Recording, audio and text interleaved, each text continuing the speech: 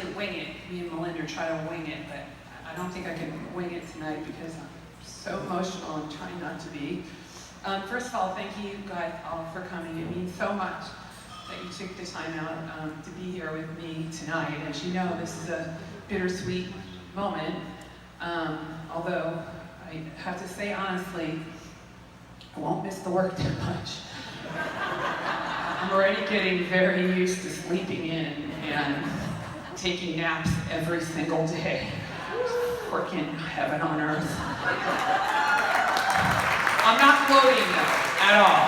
I'm not. I just want you to know what you have in store for you when you get to the other side, right, Robin? Again, I want to thank you all. I want to thank my husband, who's been a rock for me. This is very difficult work, and the poor guy has to listen to me on a daily basis with, all the successes, but also how hard this work is. And Rick Cops actually calls my husband Saint Steve for putting up with me. Probably a very good term. I'm so excited to have my son Gavin here. He's the most talented, compassionate human being, and he's my masterpiece, frankly, so thank you, Gavin.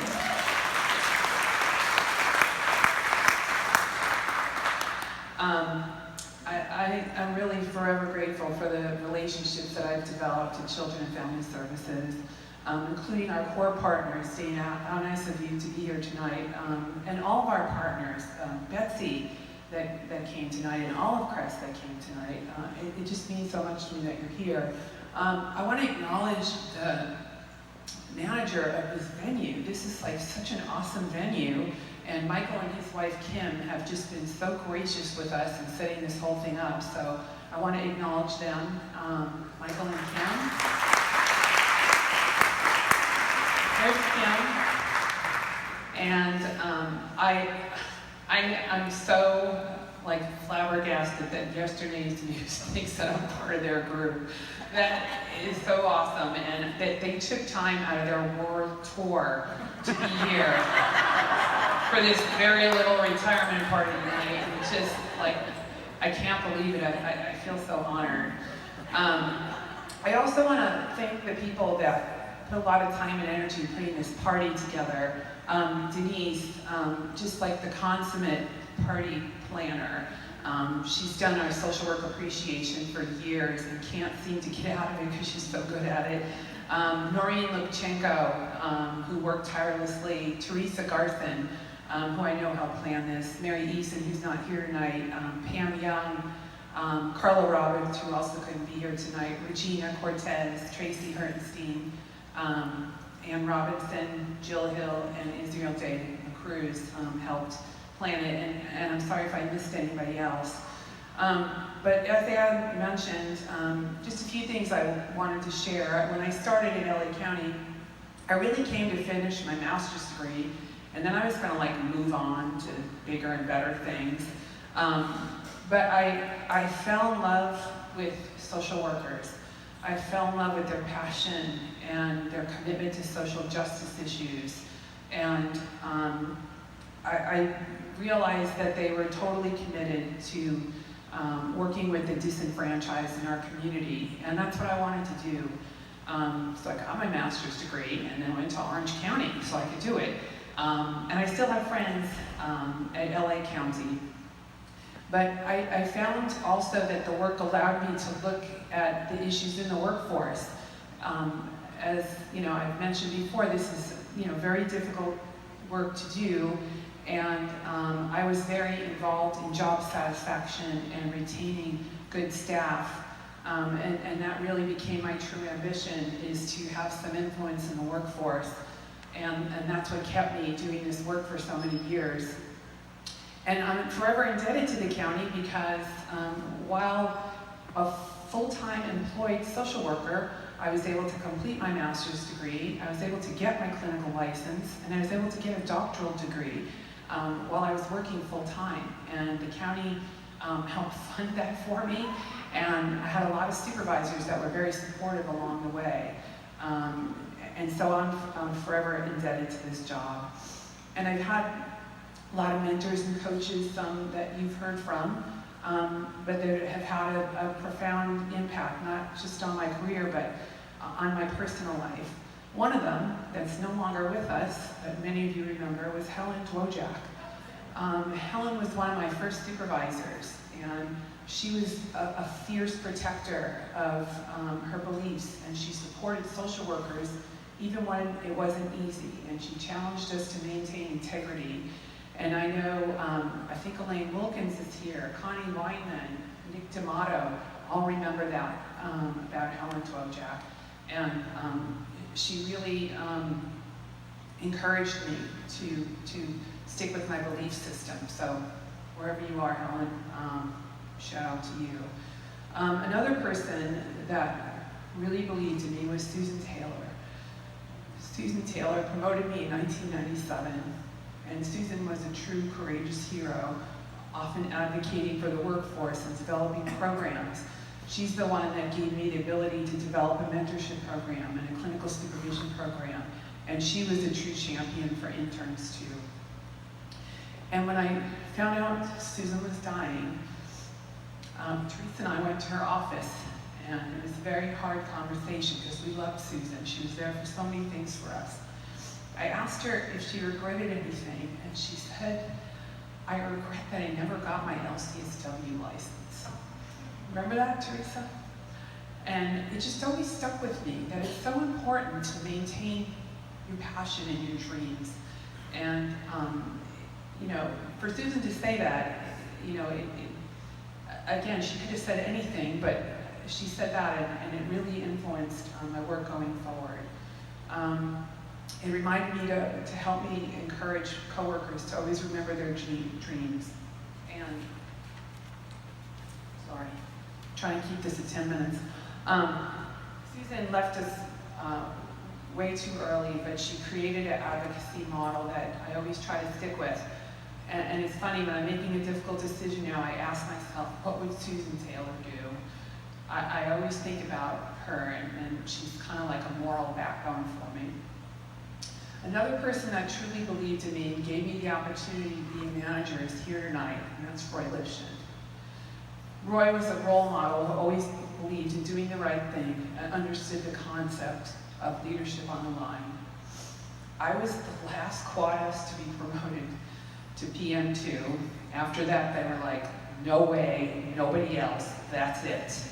So, and what I mean by that is now they don't promote people straight from supervisor to program manager, and I think it's because of me. So I'm sorry for everybody else.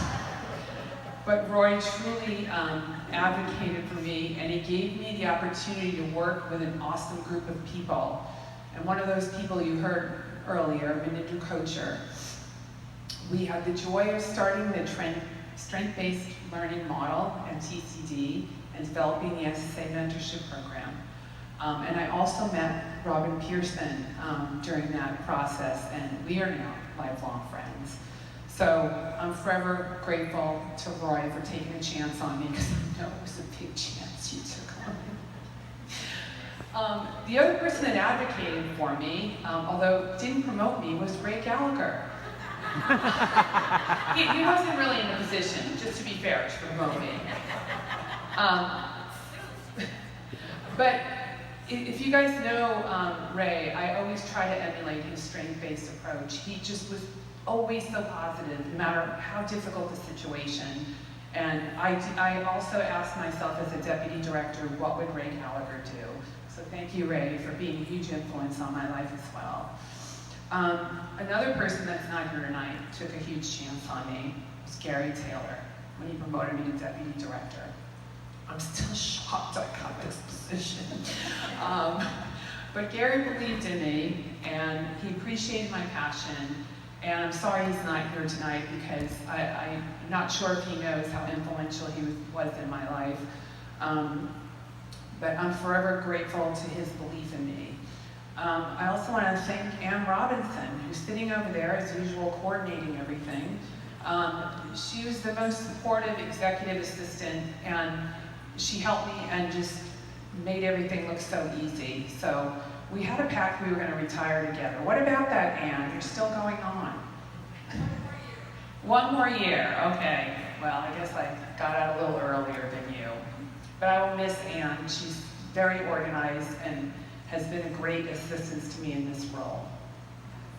Another person that I want to mention is somebody that spoke earlier, my best friend, Teresa Garson. Teresa is a lifelong friend that has been responsible for keeping me sane. She's one of the smartest, most compassionate social workers I have ever met, and she always does the right thing, even when no one is looking. Her humor has been a lifeline for me. I love her dearly, and I'm forever grateful to the county for giving me the friendship with Teresa Garson. Just a couple parting thoughts. I know I'm going on a little long here, but hey, I'm going to be out of here after this, so this is my time. This job is fraught with a lot of bureaucracy, a lot of frustrations trying to navigate these challenges, and it can leave us feeling burned out and disillusioned. I've always felt like we cannot really service the community unless we take care of those on the front line, take care of ourselves, including our supervisors and our managers. This is life-changing work, and we need to support each other every day in order to make a difference. One person that's not here tonight, and I can tell stories about all of you. There has been a time in my life where you said something that made a difference to me that helped me continue this work. But a few months ago, I was in a meeting with all the executive directors and the deputies, and I was feeling very overwhelmed with the RFA process. I think Noreen was in there. And I started crying. And I've never cried at an executive meeting before, and I felt like an idiot. I felt very embarrassed. But I was saying that I was very committed to the success of the program, and I really, really wanted it to do well. Of course, when you leave a meeting like that, you think, oh my gosh, I'm gonna get out of here. Hopefully nobody will say anything about it. And Steve Sakamoto, who's not here tonight, came into my office and he said, you know what, I just want to tell you what you did was so courageous. And it just helped me in that moment for somebody to tell me that they acknowledged that was a difficult thing to do. So anyway, thank you, Steve Sakamoto, who's not here tonight. Hopefully somebody will give him the message that meant a lot to me. I want to acknowledge the managers that have worked with me, Denise Churchill, who's very busy with the transition of Orangewood Children and Family Center. She's been just a relentless advocate and so committed to the work, and I'm so proud of her. I want to honor all the managers and the staff of the Resource Family Approval process. That's also been very difficult work. Noreen, Susan Collins, Marlene, who's not here tonight, Sylvia, who couldn't make it, and Victor. I want the staff to know that you're part of a legacy and that your work will live on to support families way after we're gone from the agency. And the other thing I want to say is I am so happy that Ann Bloxham is the director of this division. You guys are in really good hands. She's the most compassionate, caring person, and she never forgets what it's like to do this work, so thank you, Ann. And one final tip, always maintain your personal dreams. Like Rick, who is now a bona fide actor, doing what he's always loved. He made it out of his performance today to come see us tonight. And Ray, who's a bona fide rock star. I'm happy to go on, live my dream, training new social workers and recruiting students into the honorable profession of child welfare. I want to tell you all that I honestly love you. I mean that from the bottom of my heart. I honor the work you do every day. And in the infamous words of Ray Gallagher, thank you!